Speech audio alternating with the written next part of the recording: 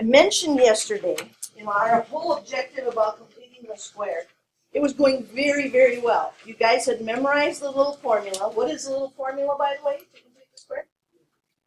B over 2 squared. And you were, bam, giving me the numbers. It was looking great.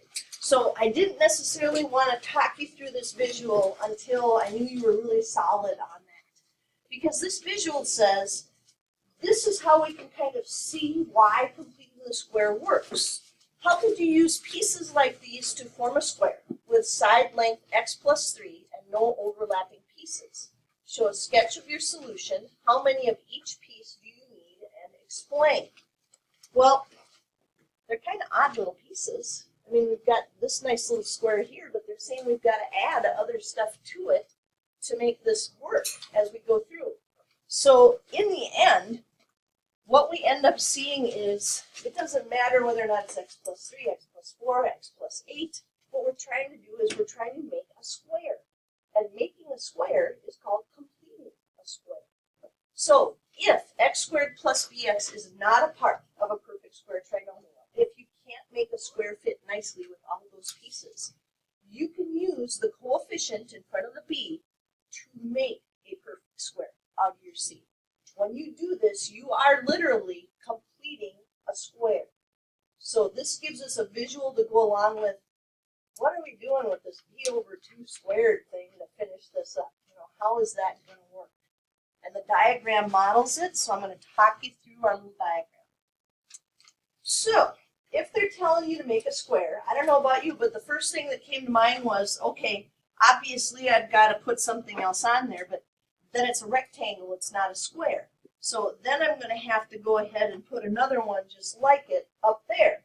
And that's what this middle one is doing. So then you realize it's still not a square because I am missing that right there. So I'd have to figure out what has to go in there. Well, what has to go in there is the fact that we split this b and moved it over here. So this is b over 2 and b over 2 because we're trying to make a square, but we're trying not to make it very huge.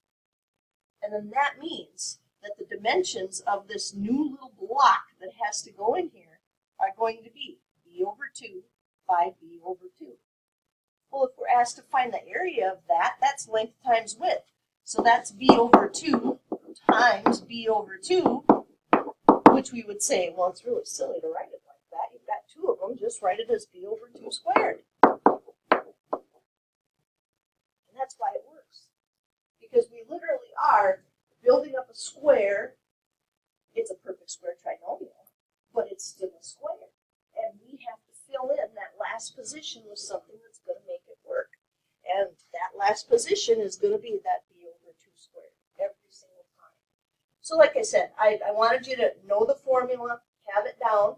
Before I showed you, this is how we get it. We put that b up here, we split it, move it over, and there's going to be a little chunk that's missing. And to fill that chunk, we're going to have to use b over 2 squared. So it does make sense in a strange kind of way why we're doing that b over 2 squared piece. And now, I think this is on the bottom of one of your pages, right? Yeah. Oh, and on the top of the new one. Yeah. So if you want to just follow along with the new one, you can do that too. But it's on the bottom of one page, and then I moved it to the top of another one so it'll make sense with what we're going to do today. Rewrite the equation in the form x squared plus bx equals c. Oh, that's different. Look at that. It says, put the x squared and the x term on the left-hand side and move the number, the c value, the constant, over to the other side.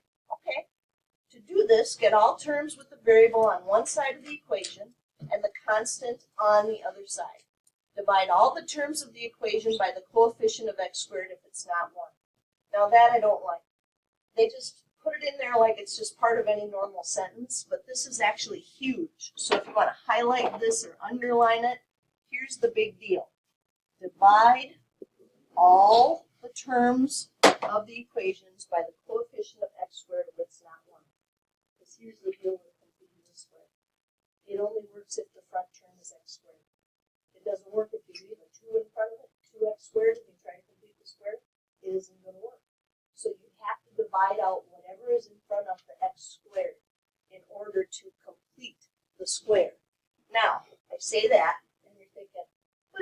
homework yesterday. It had some perfect squares that worked out that way.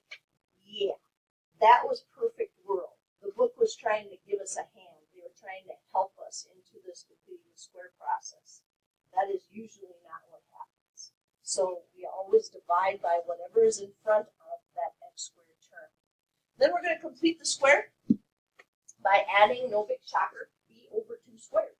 I mean, that's why I had to memorize that little formula so that we can do this. Because completing the square will solve any quadratic. It's just that some of them are a little messier than others, so some of them have fractions. Then we factor the trinomial. It's going to be a perfect square trinomial, so we look at it and we say, oh, here's what they squared to get the front, here's what they squared to get to the back, and we write it as a binomial squared. Once it's something squared, then we can take square roots of both sides, and we can solve for x, and we can find the answers. Like I said, this will solve any quadratic, any x squared, degree 2 polynomial. This will solve it. So if we get good at this, we really don't have a whole lot of use for the quadratic formula in 4-7. But then you think, well, why did they teach us the quadratic formula? Because sometimes you forget how to complete the square by the time you take the MCAs and the ACTs. But you remember the little quadratic formula solved. So it's a backup. Quadratic formula is always a backup. So now, like I said, what we're going to do is a couple of mid-range completing the square problems before we jump into some that are a little tougher. So the first thing it said to do was to move over the number that's in the back. Well, why would I want to do that? Isn't that a perfect square trinomial right now? No, it's not. That's why I want to do that. This number is not a perfect square. It's not helping me, so I want it out of the way. So I'm going to have to add 15 to both sides. It's going to look like that. Now, I have to figure out what number will make this a perfect square. And I would definitely recommend that you put those boxes in there just like I'm doing. Because here's what we're saying. We're going to find that b over 2 squared, but this is still algebra. And whatever you do to one side of an equation, you have to do to the other. And one of the biggest mistakes that people make on this test with completing the square is they only put the number on one side. Those 2 blocks make you remember, okay, whatever I do over here, I've got to do over here. So now, I need to know what that number is. And to know that number, I need to know which of these is b. Which of those numbers up there is b? The 8, yeah. 8x squared plus bx. So over here, I'll just do a little math and say, okay, 8 divided by 2. Well, that's 4. And 4 squared is 16. So the number I need in those 2 spots is 16 to make this work. But what I do to one side, I have to do the other. That's why I put those little rectangles in there to remind myself, hey, not just here, over here. Well, we just made that a perfect square trinomial. We just did that by the b over 2 squared. So I think, okay, what do you square to get x squared? Oh, x. And what did we just square to get 16?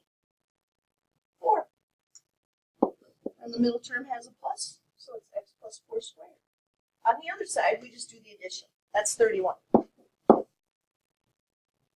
Now, this is just like problems we were doing yesterday. So what's your next step? Square root that bugger. So x plus 4 equals plus or minus the square root of 31. 31. Got any perfect squares on our list that are real nicely in the 31? 25 is not going to do it. 16 is not going to do it. 9, 4, we're out, right? So what we do at this point is we say, you know what, that's just going to be nasty, so I'm just going to subtract 4, and I'm going to write it as x equals negative 4 plus or minus the square root of 31. I'm not going to bother splitting this into 2 equations, because that's what I'm going to get anyway. I'm going to get negative 4 plus the square root of 31 and negative 4 minus the square root of 31. Now, if you like to split it up, do that. You absolutely can do that for all of these. You'll get these exact same 2 answers in the end. So, either way. All right, so now I think you could probably help me out a little bit more with this one. So take a look at that. Is that already a perfect square trinomial? So what should we do? Get the 21 out of the way. Add it on the other side. It is not helpful. It was not a perfect square. And it didn't make a perfect square trinomial. So now what do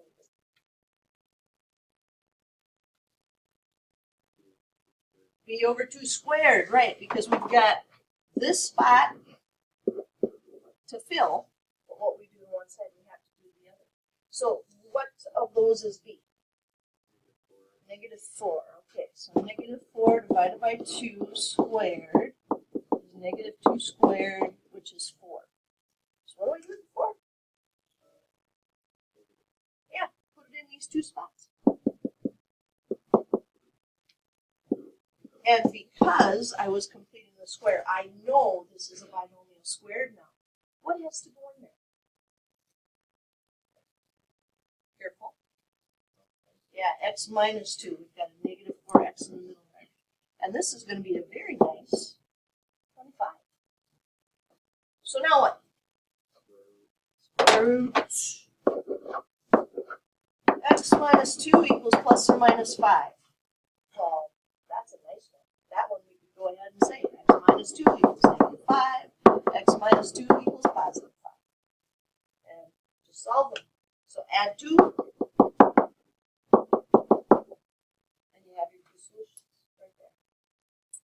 So, yesterday was perfect world. The book gave us perfect square trinomials, and we just had to take over kind of halfway through the problem. Today is, what they gave me is not working. So, I need to figure out how to make it work. And both of these were really good medium range problems because it was 1x squared and 1x squared. But the next ones are tougher, and that's because they're not 1x squared. So now, find the spot in your notes packet there where it says we're going to solve this one. Hopefully it's not too far off from where I was before. You ready? Alrighty. So they asked me to complete the square, and I see this. And I have a big uh-oh moment. Because you can't complete the square while that 3 is out in front of there. Well, big deal. Let's divide it. Let's divide by 3. Let's see what happens. So everything on both sides gets divided by 3. And we get x squared minus 4x plus 2 equals 0. Now, that one worked out a little too nice also. But it's okay. We'll see what happens in the next one when it's not so perfect. Hey, is that a perfect square trinomial now? No? What number up there tells me this is not a perfect square trinomial? The 2. So if it's not working for us, what should we do? Move it out of the way. So x squared minus 4x equals -2.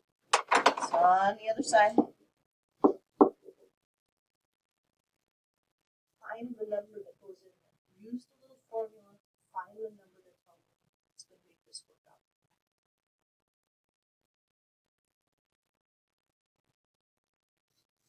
What is it? 4. We've got -4 divided by 2 squared. That's -2 squared, and that's going to be 4. So we're going to put a little 4 in here. And that will make it a perfect square trinomial.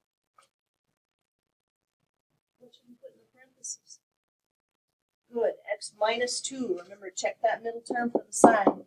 And that, of course, over there is just a little 2. -2 plus 4. Now what? Square roots. So x minus 2 equals plus or minus the square root of 2.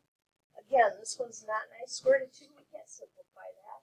So I would probably just go ahead and add 2 to both sides and leave it x equals 2 plus or minus the square root of 2. But if you wanted to, you could set up the 2 equations. You get the exact same 2 answers, 2 plus the square root of 2 and 2 minus the square root of 2.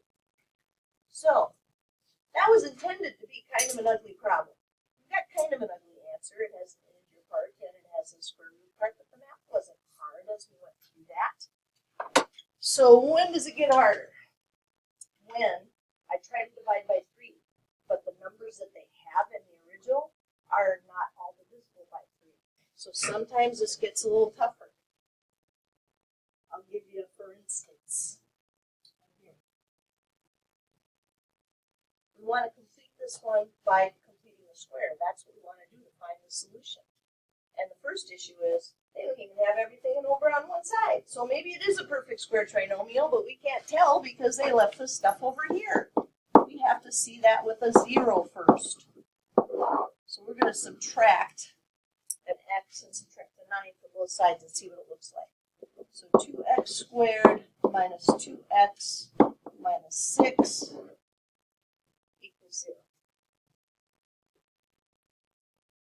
Now, we have a problem. What's the problem? The 2 has got to go.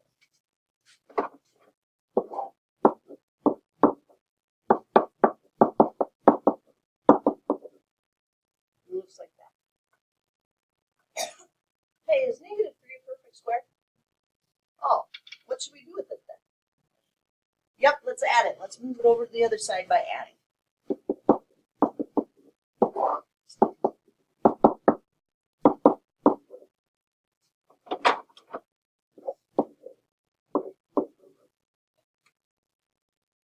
Uh-oh.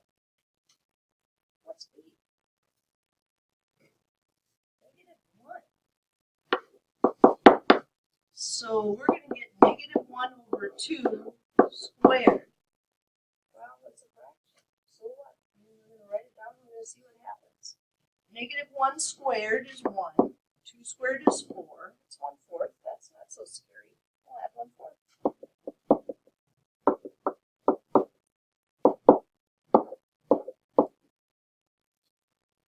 And we know it's going to have an x.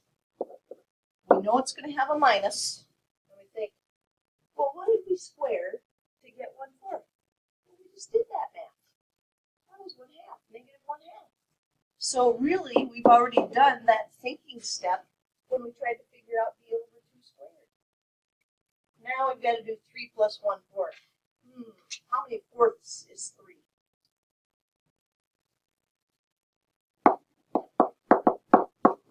How many? Yeah, multiply the top and bottom by 4. So this is really 12 fourths plus 1/4. Oh, well, that's not very nice. That's kind of mean of them. 13 fourths. We're not done yet. So what do? Square root both sides. Uh-oh. Square root 13 fourths.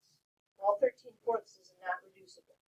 But maybe, just maybe, if we split them, there's something we can do that would be important. What's the something we can do?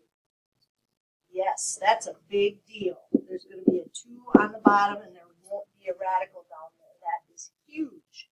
So we can rewrite this as a square root of 13 over 2. It has a radical. We're not actually going to find the answers. We're not going to plug them into the calculator, so we can just add the 1/2 to the other side. X equals 1/2 plus or minus the square root of 13 over 2. And leave it. And like I said before, you could definitely write it out as true equations if you want to. X minus 1/2 equals square root of 13 over 2. X minus 1/2 equals negative square root of 13 over 2. But those are the two answers you're going to get. Now, problems like that worry people because they're like, that has a lot of fractions in that, and that's going to be tough for me. That's what this is for. Remember, you can do all the fraction stuff on here. So if you get to the b over 2 and you realize it's going to be a fraction answer and you're struggling with fractions, negative 1/2, bless you, squared, math number 1. You need to think. There it is, bless you. We'll do it for you. So turn it over to the calculator if that stuff is getting too hard for you when you have all the fractions. So, well, we must be done.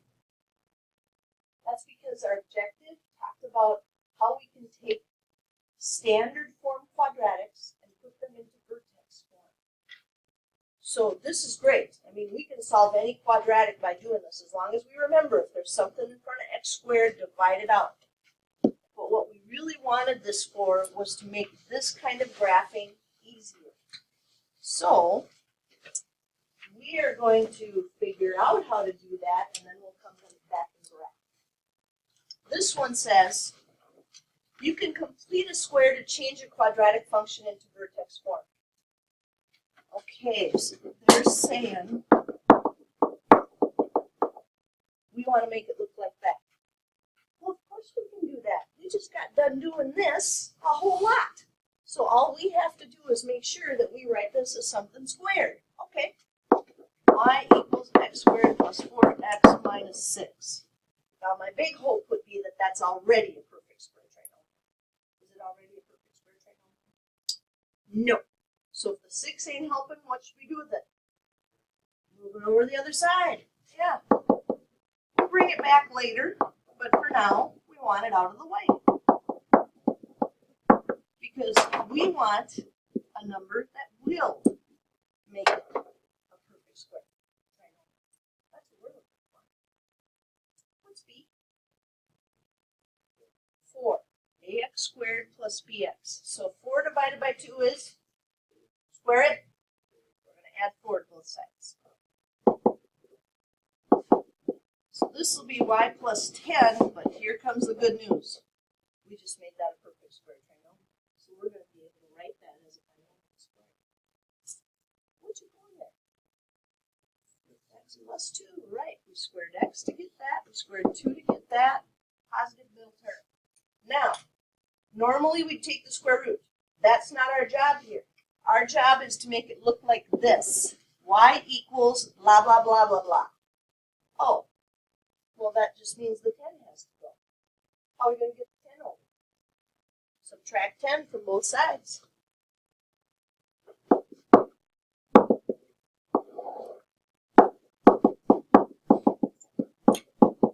Okay, Cedar. So why doesn't that change this to x minus 8 squared? Because this is something squared, and this is an integer. You can't do that. They're not in the same category. So what we have to do is just tack it on in the back, which is great, by the way, because that means we can see our new vertex. So it's been a couple of days. What's our vertex? Be careful. Good. -2, -10. Good. Because with the x's, we always have to think the opposite of what we see. Excellent. So what did they want? Name the vertex and the y-intercept. Oh, the y-intercept's going to take a little more work. That's when x is 0. If we put that here, in 2 steps we'll have it. But if we go all the way back to this and put a 0 in for x, does everybody see it's really easy for this one? What's it going to be? -6. Yeah, remember it's 0c. So what they're trying to show us here is they both have their uses. The vertex form is really great for knowing where the vertex is and finding the axis of symmetry super fast. But if you just want to know the y-intercept, you probably just want to go back up here and say 0, 0. Hey, it's going to be -6. Get the y-intercept that way. All right. We have another one.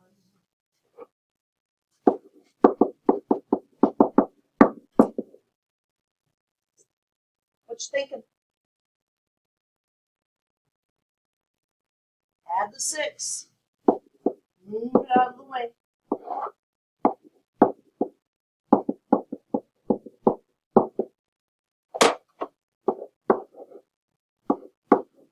And if you got this far, you're saying, yuck. What's B? 3.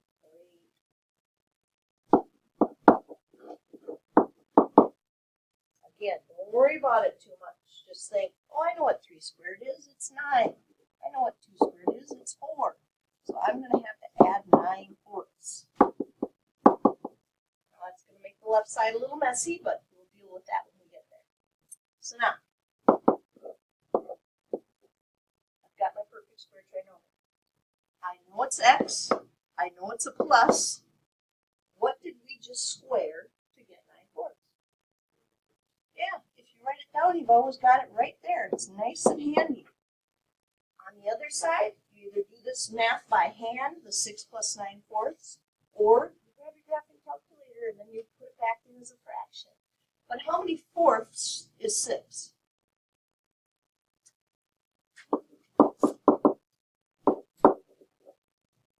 Whoops, fourths, not 20. How many?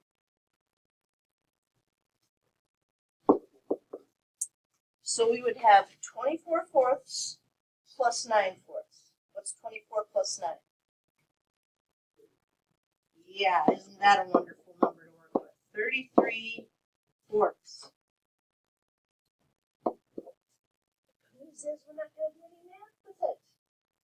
Because we're one step away from having this in vertex form. What do we have to do with it? Just move it over to the other side. So just subtract it. We're not doing any math with it.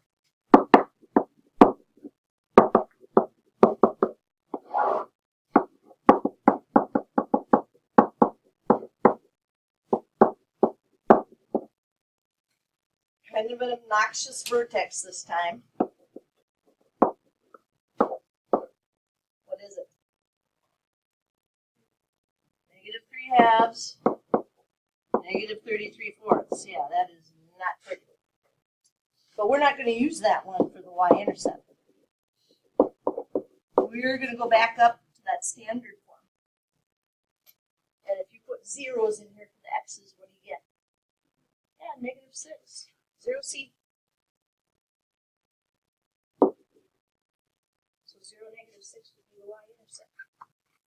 Yeah, that's as ugly as it gets. You know, we've got some nasty looking fractions going there. So why bother going through all of that? Well, flip back the page. Actually, I think it's at the top of the page you're on. Because it was so easy to graph when we knew where the vertex was. We'd say, hey, let's graph y equals 3x squared. We'll get a little shape, and then we'll just move it. So we put in some numbers like 0, 1, and 2. Probably enough here. 0 squared is 0, times 3 is 0. 1 squared is 1, times 3 is 3. 2 squared is 4, times 3 is 12. So we have 0, 0, 1, 3. And a little bit off there with the 12. Now that was only the right side of a parabola. How do you get the left side? Yeah, just symmetry. Flip it over.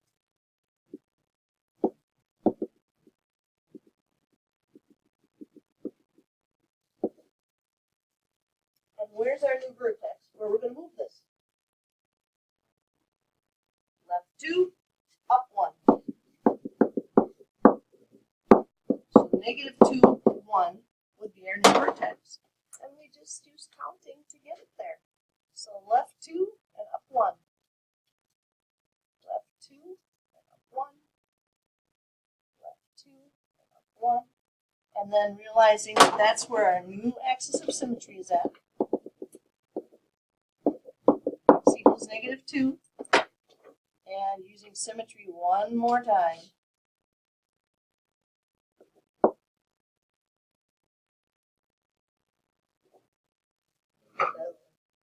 So that's why we like things in vertex form.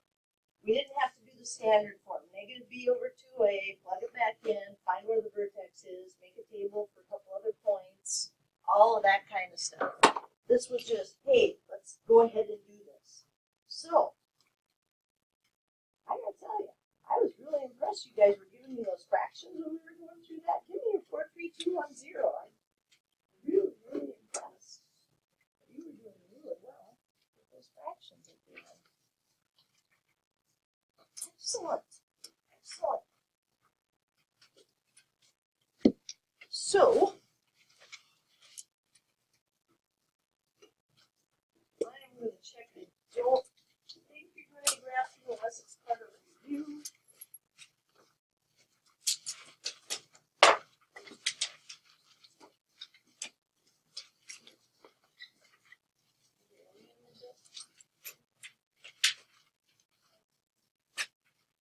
Solve by completing the square. Rewrite in vertex form.